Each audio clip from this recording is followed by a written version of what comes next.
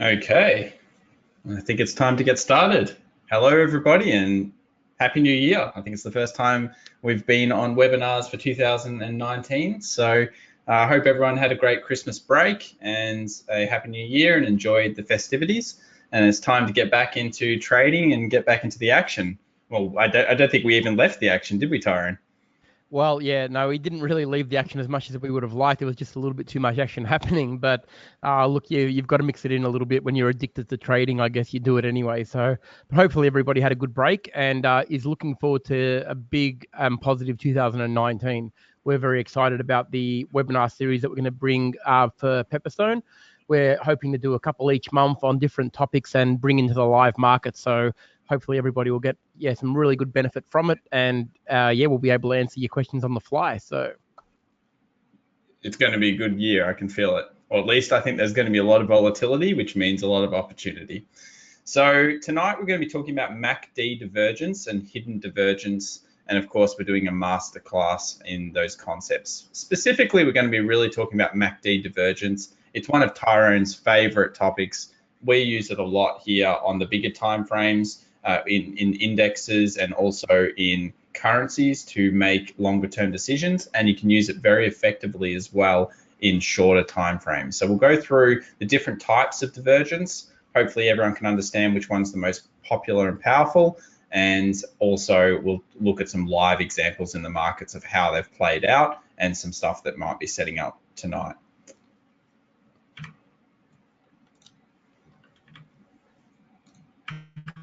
So just to get started, of course, we've got the risk warning. The information provided in these videos has been produced by third parties and does not reflect the opinion of Pepperstone. The information has been provided without any alteration or verification. So what are we going to be covering today? We're going to be looking at how to correctly identify MACD divergence. We're going to be recognizing areas where take profit and stop losses should be placed, which is something that a lot of people do, I guess, fail at or don't know where to put proper stop losses and take profits. So we'll be taking a look at that. We're going to look at what confirmations we require before placing entry positions along with MACD, and of course our Q&A session. So if people have questions, please feel free to put them in the chat room. We'll be reading them all night tonight. So if you have questions, we might answer them during the actual procedure, or at the end, we'll be answering as many as we can before we finish off. So one of the things at FX Evolution that we do all the time is we talk about the top-down approach. And you've seen this probably if you've attended other webinars in the past. The reason we love the top-down approach is because you start with the highest time frame and then you work your way down to make the decision of what you may be thinking about trading. A lot of people overlook monthly, weekly, daily charts, and that's something you don't want to do, is it, Tyrone? yeah, definitely not. It's just one of those things that can be easily missed if you haven't got a plan or a set plan to actually look at them in the first place. And that's why we always adopt the top-down approach first, to make sure that you are paying attention to what's happening in the bigger time frames. And the thing is, once you get a bit of a view, it's not like you have to do it every time you're going to trade. Like if you do it on a Monday and you look at the major pairs that you're going to be looking at, you've only got to do it once for that week. It's not like a monthly or a weekly or even a daily is going to change all that much, for a week or even 2 weeks. But if you are trading inside the smaller time frames on those pairs that you've analyzed, you've already got yourself a bit of an idea of, what the bigger picture is telling you. So it means that you may not get caught in some of the, the bigger traps of missing a key support or resistance zone on a bigger time frame and potentially trading into it the wrong way. If you're not aware that it's there, you're going to trade a little bit blindly, and there's just nothing worse than identifying a big obstacle after you've placed the trade. So that's why we always take a look at the top down at least at the start of the week. Yeah, so we want to recognize trending range-bound markets. We want to use line, bar, and candle charts. Don't ever fall into the trap of just using one. That's one thing that a lot of people do. They start with candles and they say, we're going to stick with candles. And I think if you've attended our other webinars, you'll see why bar and line charts are utilized by professionals out there. And it's important to understand that all of those big traders out there, the ones from Goldman Sachs, JP Morgan, line charts were a lot of the old school method, but it's still in the new school way of trading because it cuts out and cleans up your charts, and it kind of makes it simpler for you to see really key support resistance levels. Yeah. And And of at the end of course, the we day, want to. it's a press of a button. It's a press of a button to actually just go between the two. So it would be remiss of us to actually not at least pay attention by having a very quick glance, because sometimes that quick glance of a line chart can tell you a very, very interesting story that a candle chart's not telling you. So do you want to take us through moving average, convergence, divergence, Tyrone, and why we love it? Sure. Okay, so we're not going to we won't pay a lot of attention to MACD as in its own right tonight, because tonight's really more about divergence. But just as a very quick recap for those who haven't experienced what MACD actually is, MACD stands for Moving Average Convergence Divergence. So basically, the histogram that you see on most indicator platforms have the same settings. They generally default to a 12, 26, and a 9 as the settings for their MACD. Now, what the 12 and the 26 represent are the two EMA moving averages on the chart. So, although when you put your MACD indicator on the chart, you're not going to get the moving averages on it, but we've put it on here so you can see the difference of what the histogram is showing us and what the moving averages are showing us. So as we can see here, we've got a 12 and a 26 EMA, the red being the fast one, the 26 being the slow one. What the histogram represents is the distance between these two moving averages. So at a glance, when we look at the histogram, we know that when the histogram is rising, as we can see where the black arrow is, the moving averages are becoming further and further apart. So the fast moving average is moving away from the slower moving average, accelerating away, which is telling us that the momentum in price is actually increasing and accelerating when the fast moving average is actually distancing itself.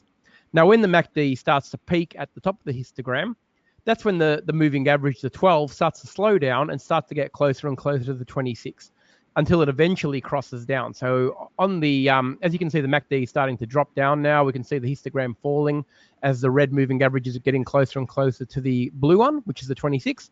When they eventually cross and the red moving average goes below the slower moving average, then the histogram goes from above zero to below zero. So when you've got these two 12 and 26 EMAs on the screen, you'll see that every single time they cross, that's when the histogram is actually going from below zero to above zero, or from above zero to below zero, as we can see here with the vertical dotted lines. So that gives us a really clear picture as to what's happening with the moving averages. Now, you might say to yourself, well, why is this important?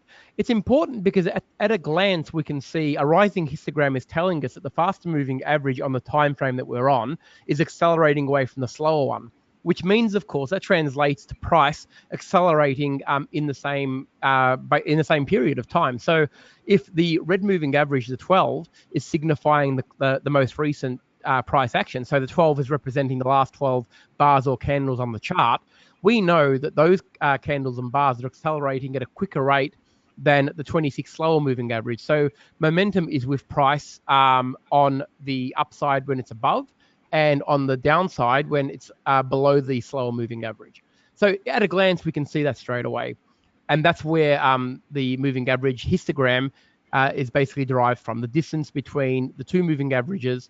The last number that we can look at, the 9, is basically a moving average of the histogram, which is the red line here.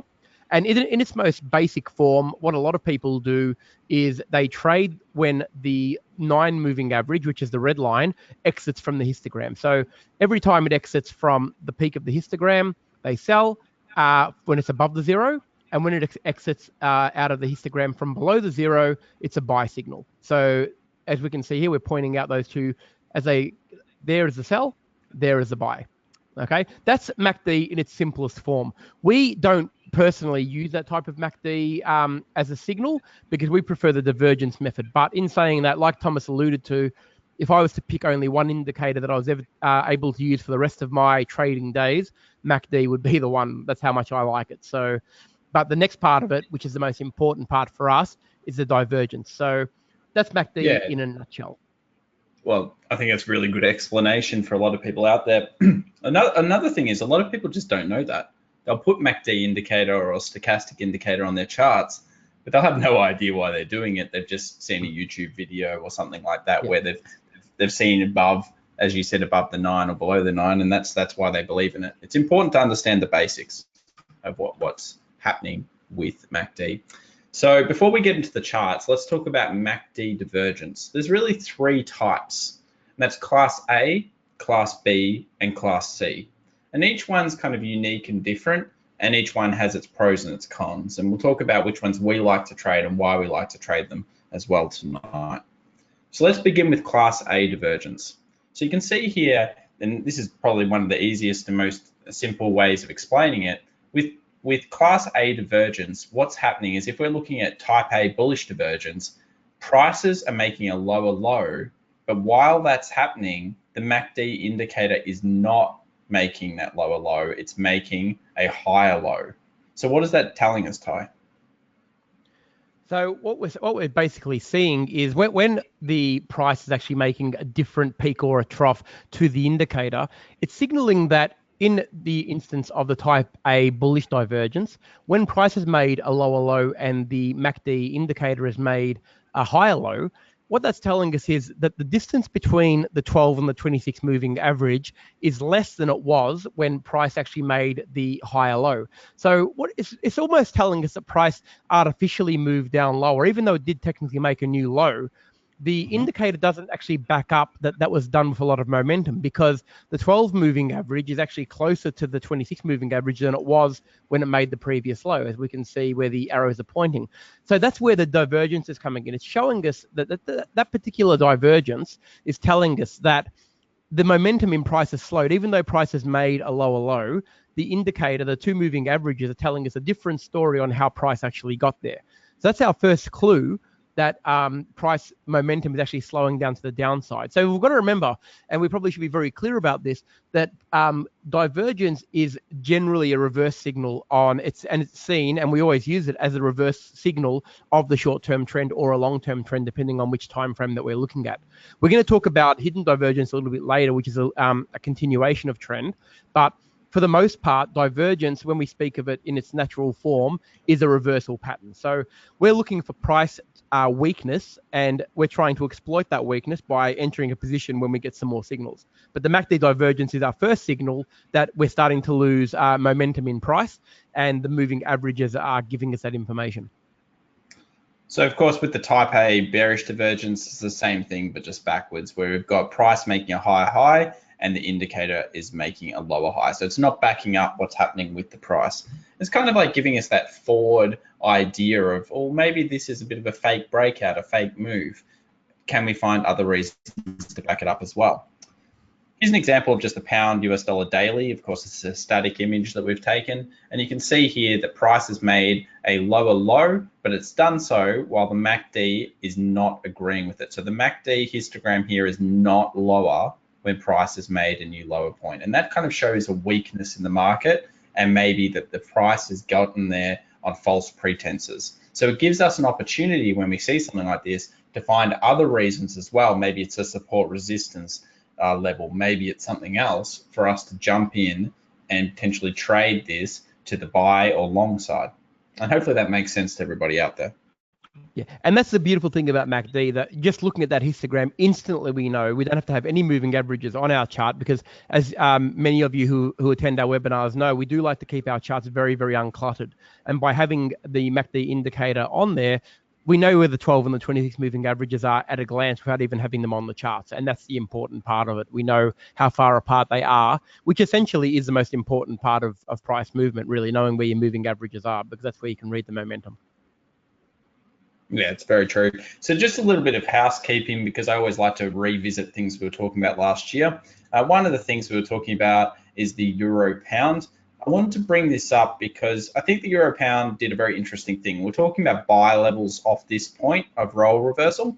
And if you haven't looked up role reversal, please go check out our webinar on support resistance and role reversal. It's a very important key thing with trading. But you can see it's tested this point several times and come up to this resistance up here at the 90-80 several times as well. And then it's ended up creating basically a channeling pattern and broken to the downside. So the importance of why I want to bring this up is because the market is constantly evolving and changing. If you initially get involved in potentially buying this role reversal, you know that this point is going to be the first point of resistance. And if it continues to do this kind of whipsawing in between and create a different pattern, you can't be biased towards saying, oh, I think it's going to break out and go higher still. The market's telling you that it's got indecision. And this is something where a buyer's market is becoming a range-bound market that's then broken out and becoming a seller's market. So it's just something to think about. And it's a good example of where our initial plan was to go long. First take profits were hit. It didn't continue on like we were hoping it would, but it's become range-bound, giving us different types of opportunities to trade. And then, of course, now it's given us that sell signal. So just something I want to show everybody. Yeah.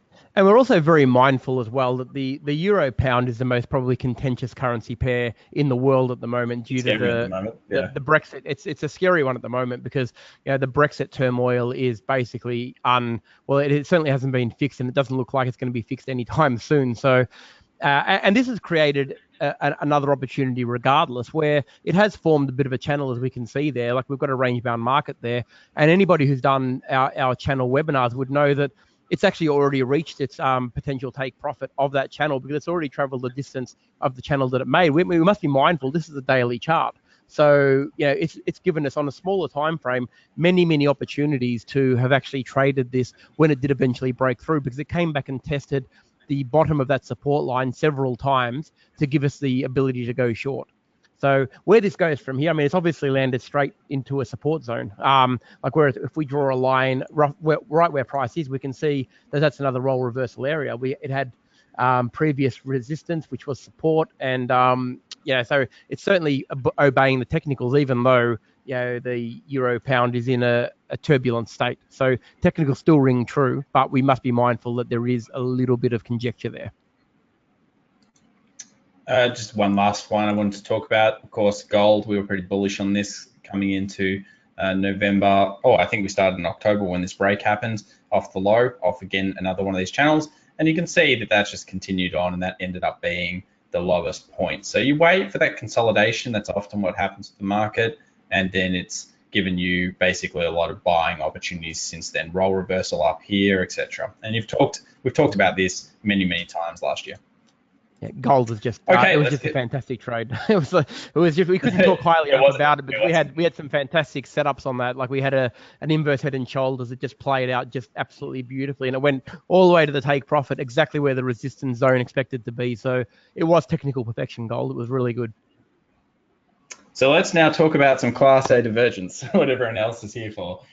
Okay, so this is the weekly on the US 500. Now, I've used the weekly just because it's an example of something that's on a massive market, being the S&P 500, and it's something that we use a lot to make decisions that are on our longer term trades. So what we can see is that the peak was reached here at around the 28.65 last year. Then it had that kind of volatility at the start. It went on to make a higher peak at 29.21, 29.30. But what do we see about the MACD histogram? The MACD histogram is not agreeing with our higher peak.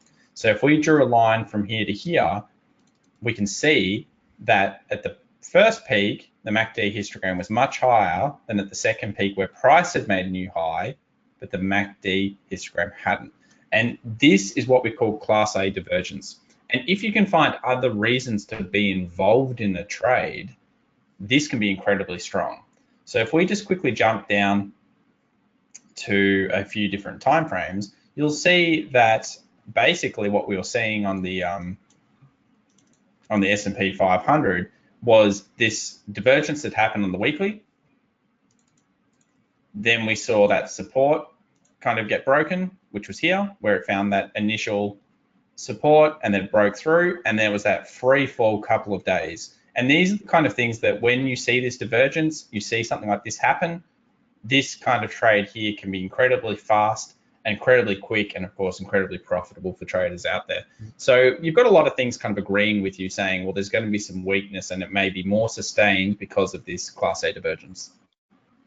Yeah, now, I mean, and the obvious target was the 200. I mean, I know we talked about this in the previous webinar before Christmas, that support line, to say that was important prior to the break was an understatement of probably 2018.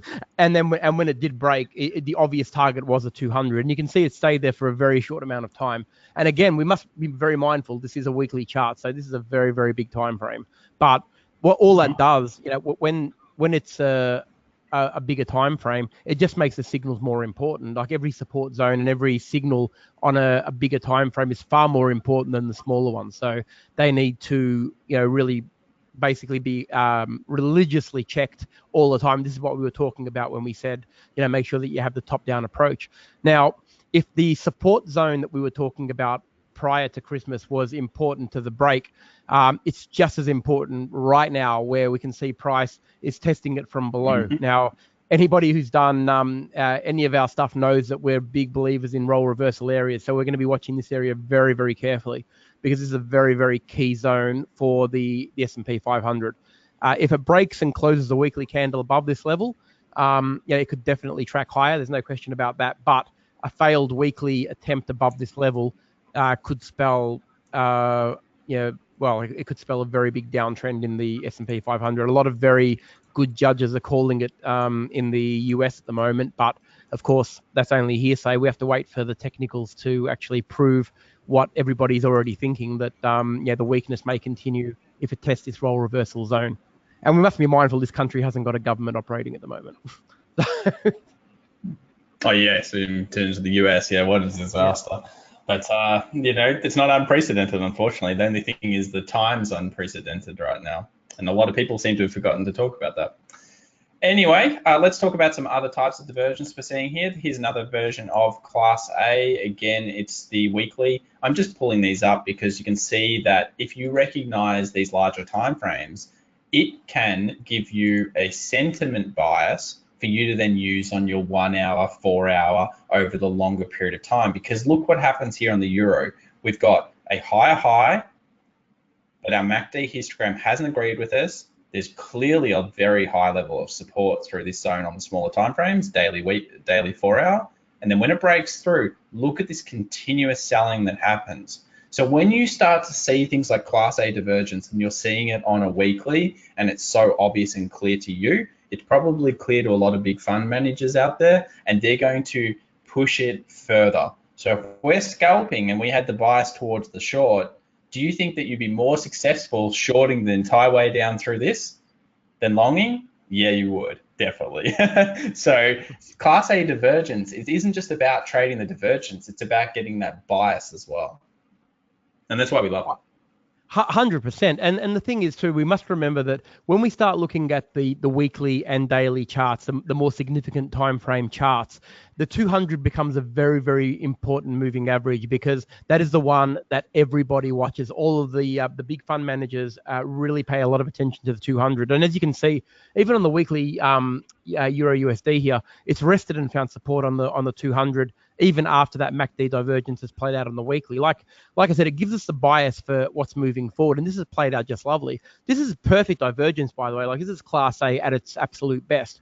And and we can see the rejection candles on the second peak. So, not long after. And the thing is, a lot of people say that, divergence, is in the past. So, can you really use it? Well, anybody who's trading moving average crossovers, like you can see here, like once that support was broken on that second peak, there was just no reason not to sell that. But anybody who was waiting for a moving average crossover, which a lot of traders do, like it's a very common strategy, you've actually missed out on an amazing amount of pips by waiting, because you were already given the signal that the market's weakening. Don't forget, the divergence is giving us the signal that the momentum in price has weakened significantly, and the indicator is not agreeing with it.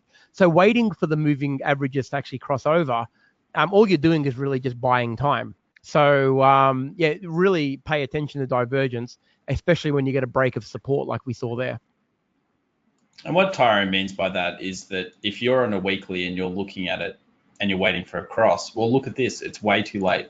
The weekly cross happens here. There's not many pips here. And in fact, there's more pain than gain, because it ends up returning back to a bit of a buy, in at least the short term here.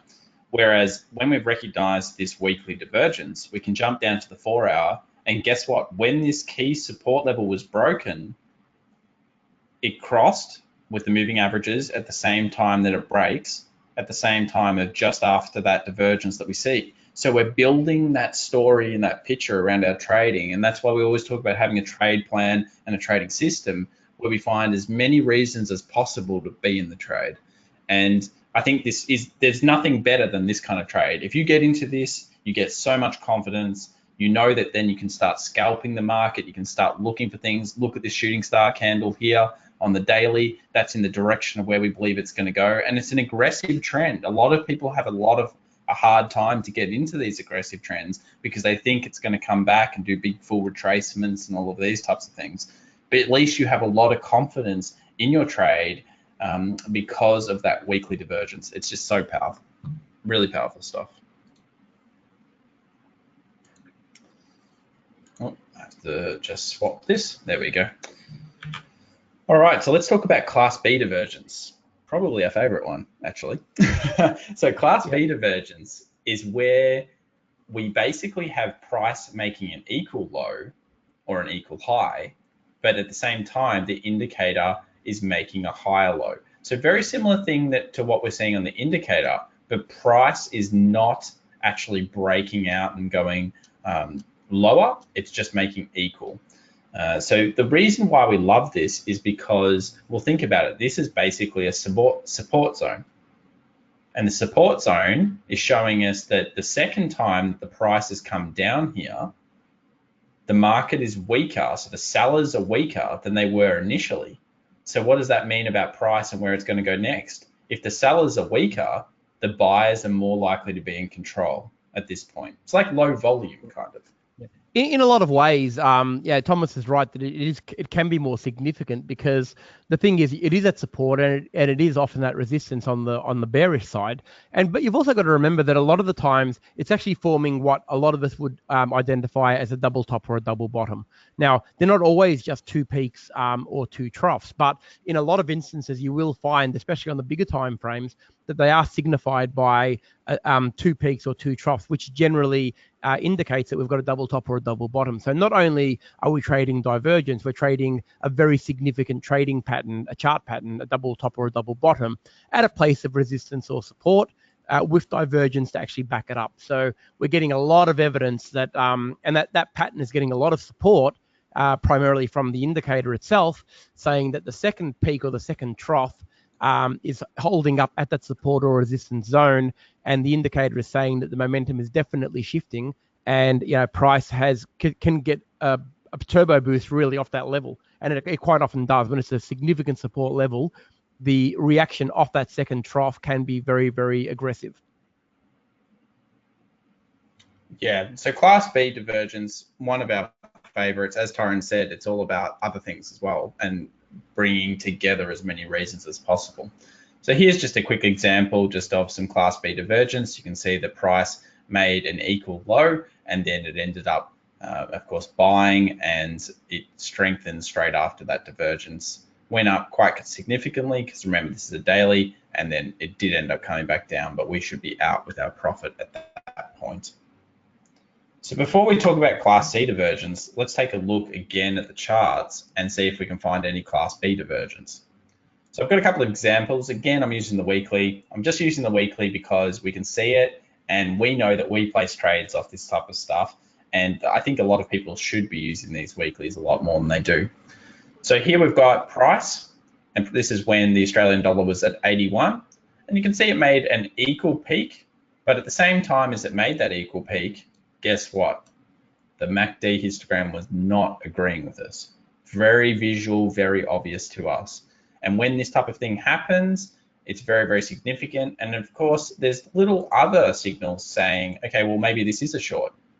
Anyone that knows anything about the engulfing candles, what's this candle telling us? This weekly candle fully engulfs this bullish candle. And that's a very bearish signal, especially when it's coming off that point of resistance. And then the continuation happens. And just like we saw with that euro, the continuation is a very, very long period of time. If you had a short bias on the Australian dollar over the last year and a half, it's been pretty good for you, hasn't it?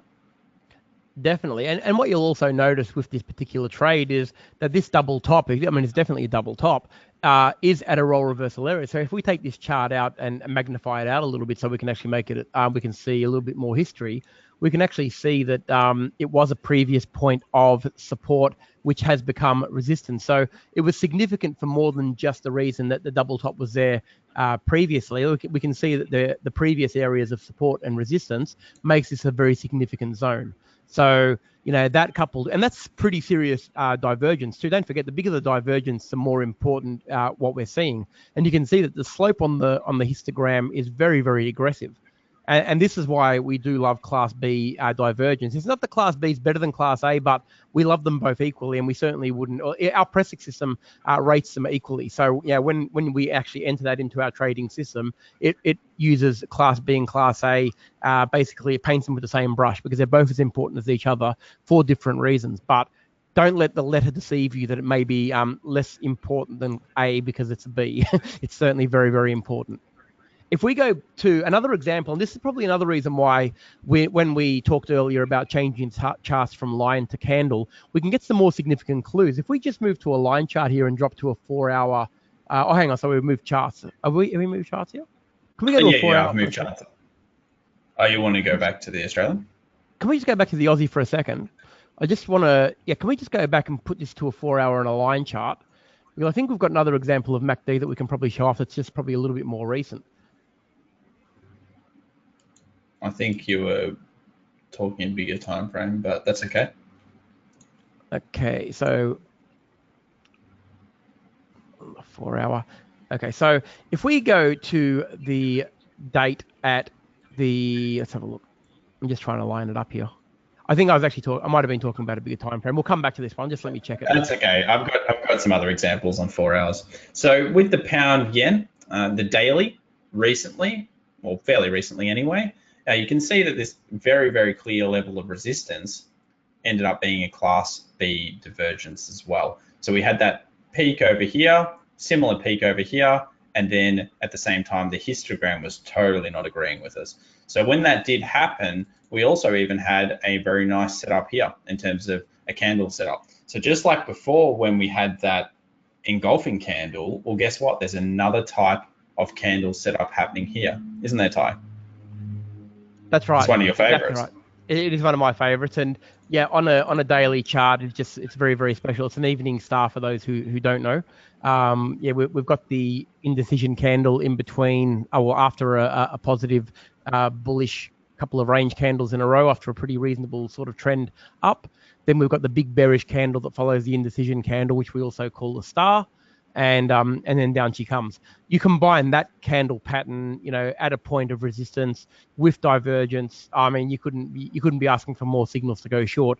The chances of that going long are extreme to the core. Like that, you would be a very, very brave soul trying to long that particular trade. And again, this is another reason why it is so important. I know we're harping on a little bit about the bigger time frames today, but just imagine if you were on a 1 hour or a 4 hour, pound yen chart, and you were trying to long in that area because you were unaware that you had, one of the biggest candle patterns of them all, the evening star, at a point of resistance with that sort of divergence on a daily. Like you're basically trying to trade into a brick wall, and you wouldn't even know it. And that's why it's really, really important to make sure that you analyze until you actually go down to the time frame that you want. But that is a very, very significant candle. I had a few people just say that the actual feed may be dropping out. If it is doing so, sorry about that, but you will be able to get a recording of this on the Pepperstone website and probably YouTube after about 24 hours. So just wait for that if there is anything wrong, and we do apologize about that one. All right, talking about smaller timeframes, let's just go to the New Zealand CAD. Obviously, this type of stuff works everywhere. So we've got the New Zealand CAD here. We've got Class B divergence. I want to show everybody this one because it just shows you that this was not only a resistance point, but we had that lower histogram at this point here, you can see, and we had same peaks. So you can really use it on any of the majors, any of the kind of side pairs as well. As many of you guys would know, we love trading, I guess, the blue chip of currencies. So we love trading those big currencies that have been around for a long time. But that's mostly just because we don't really like manipulation on our pairs too much. So some of you guys know that no pair is truly safe if we've ever looked at the US dollar yen recently, but that was because of very thin volume. Generally speaking, if we're trading the bigger currency pairs, they do all trade very technically, they trade with big volume, and we don't open ourselves up to those kind of shenanigans and large moves. But here's an example of that Class B divergence on the New Zealand CAD. All right, we'll jump straight back into the slides again. Just want to quickly talk about Class C divergence. While this is a type of divergence, we do not recommend you use this. It's just something that is in those theory books. It's like that common case of you learn theory and you learn how to do something, but if you place it or put it into practice, it doesn't really work that well. So Class C divergence is where price is making a lower low, but the indicator makes an equal low. And then, of course, with the bearish divergence, it's where price makes a higher high and the indicator makes an equal high. And we don't really like this one in the real trading world, do we, Ty? No, we don't, mainly because there's better trading opportunities to be had. It's not that it doesn't work, but it doesn't work as well as Class A and Class B. So, we always say that, you should be taking quality over quantity every time you're trading. So if you're trading Class C divergence, you'd hope that there would be a better opportunity somewhere else. Sometimes you're just better off leaving it be. In saying that, avid divergence supporters and traders will trade it, and they will trade it successfully. So, despite us not trading, just because we don't trade it doesn't mean you can't. It just means that, we rate the other two far higher because of their significance. I mean, just very quickly, if the indicator is only making equal lows, then we know that the 12 moving average is the same distance away from the 26 as it was at the previous peak. Is that giving us any significant information about a momentum change in price? In our view, not really. And that's why we don't really rate it. So, but if it's there and you're looking for a trade and it's supporting, something else that you're seeing, then, by all means use it as a supporting indicator, but certainly not as a leading indicator. Just quickly, I've got a question from Joseph just about the moving averages we use on the chart. It's 200, 20, and 50. We do talk about them regularly and why we choose those, but believe me and believe us, they are used heavily in the industry. So 20, 50, and 200 SMA is very, very good to have on your charts for sure. Now, I don't actually know if we're going to have full time to talk about hidden divergence, but just quickly, Tyrone, do you want to explain what hidden divergence is to everybody? I will, yeah. Look, hidden divergence, we'll just touch on it briefly. Maybe in a future webinar, we'll go into it a little bit more deeply, because look, there are a lot of people who trade it, but it is a little bit more difficult to actually identify in the markets. Standard divergence is very, very obvious in the markets, and we know its purpose, which is to actually reverse what is a short-term or a long-term trend. But hidden divergence actually works the other way. What we use hidden divergence for when we do trade it is actually to look for a continuation in a trend. So in the case of a hidden bearish divergence, what we're identifying is when price makes a lower high and the indicator makes a higher high. So it's almost like the standard divergence basically in reverse. Okay, now what that's really giving us is information that doesn't really correlate well with what the price is doing, because price is actually making lower lows, but the moving averages are actually exploding away. So that's why the divergence is actually in reverse. But for some reason, it does actually seem to continue the trend. And what we've found, although we don't trade it religiously, because generally we're not usually looking for a continuation of a trend with hidden divergence, if it is there to back up our trade, it does make it a little bit more significant. So in the case of bearish divergence, you're looking for an area where price is making a lower high and the MACD indicator is making a higher high. And in bullish divergence, the price is making a higher high and the indicator is making a lower low. So basically, it's the complete reverse of standard divergence, and that's why it can be a little bit difficult to spot. But look, what we will do, we will definitely do a webinar in the future about it, because it can be important for people who are looking for trend continuation. Pretty rare to for anyone to do webinars on it as well, because it is a bit of a tough concept. So we will It's try tough. to do It's that. tough. It's tough to people find. So I think we could probably spend quite a bit of time on it to really explain it properly. So I think we'll get some examples and we'll pencil that down for a future one. Definitely. So just a couple of quick things we want to talk about. Obviously, you should always have a business plan, or at least a plan for your trading strategy that you stick to. And of course, ours is called Presic, and that's based on price action, risk management, our ELD system, chart patterns and indicators, and charting techniques. So we use a lot of reasons to be in a trade, and that's because that's what the big guys do, and that also gives us a higher statistic, profit in terms of if you're taking trades for more than one reason, there's more people around that are probably trading it for all of those other reasons, and therefore you want to be with those guys. You want those guys trading with you. So one thing that we're going to be doing tomorrow is we're going to be talking about this Presic system on our webinar. I think Tyrone will actually pop that in the chat room, but it's one where we're going to really deep dive into Presic tomorrow. We're going to have a look at scoring up some things, and that's all because we have actually just launched our new, or about to launch our new Presic system. So I'll just bring it over here so everyone can quickly see it.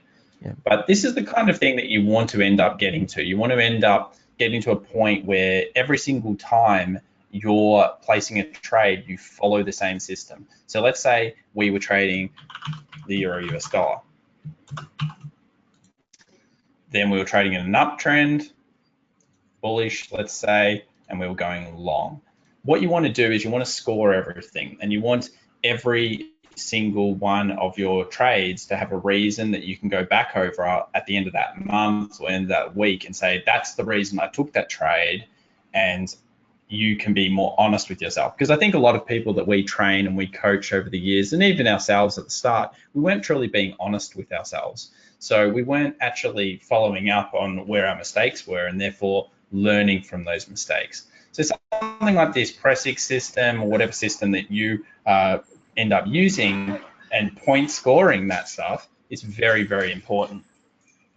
Very and the important. thing is too, what a lot of people find is we can talk about in the webinars, we can talk about all the things that you must check till the cows come home, but a lot of people have trouble actually saying, okay, are we going to do this for every single trade? And then they'll use a couple of the ideas and a couple of the examples, but then the trade might fail for some reason or another, and then they'll go back and say, oh, but I didn't check that, or I didn't check that. What the Presic system does, it holds you accountable for checking every single component that must be checked as basically a mandatory part of our trading. I mean, and we have, we trade the stock market, currency markets, basically everything for clients. And we put every single trade through the Presic system because it forces us to make sure that we're checking absolutely every point of view, every point of difference, and all the time frames. And it's fairly straightforward. So the way we go through it, it scores the algorithm behind the Presic system basically rates the scores. And as we work through each component, we'll keep working through down here. And you can see we're checking for all the moving averages. That's all right. Yep, so we're checking for all these different things, risk-reward ratios, everything else. Do we have ELD? If you'd done the course, you would understand that bit, but that's all right. And effectively, you go through all of these different reasons, and then at the end, what it'll be able to do is it actually emails you that. And that's really, really good, because then you can put it on file, and of course you can keep these things for your weekly, bi-weekly, monthly reviews. But I just want to show everybody that's the way we do it and our students do it. And I think that no matter who you are, having a business plan and a trading plan is incredibly important. And one of the most important things about the Presic system is that at the end of all of the analysis that you've actually given in, you've inputted all of the things that it's asked you for, it effectively gives you a trade score and a star rating for how powerful that trade and how likely it is to work out, which is probably the most important component of it, because it's going to rate it as a 5-star trade, a 4-star trade, or a 3 or below, which are trades that we just do not accept. So basically, it's weighing up the evidence as to whether this trade has enough going for it in the direction that you want to do it. So anybody who wants to learn more about the Presic system and see a demo of it, join our webinar tomorrow night. I've put the link in. Yeah, click on it and register. It's a free webinar, and you'll see the Presic system in action, because this is all new. The algorithm is new and the layout's new. So we're really looking forward to working with it and showing you the power of what it can do for you when you are analyzing your trades. Okay, I think we answered a lot of the questions along the way, so that was really, really good. Thank you for your questions. We always appreciate it. And if we missed any, we apologize about that. And we hope to see you tomorrow night. I think it'll be good to deep dive into the market and score up some stuff and talk about, I guess, the coming year ahead. So Yeah. we hope everyone enjoyed, and we look forward to seeing you next time. Great, guys. Thanks very much. And yeah, we look forward to seeing you soon.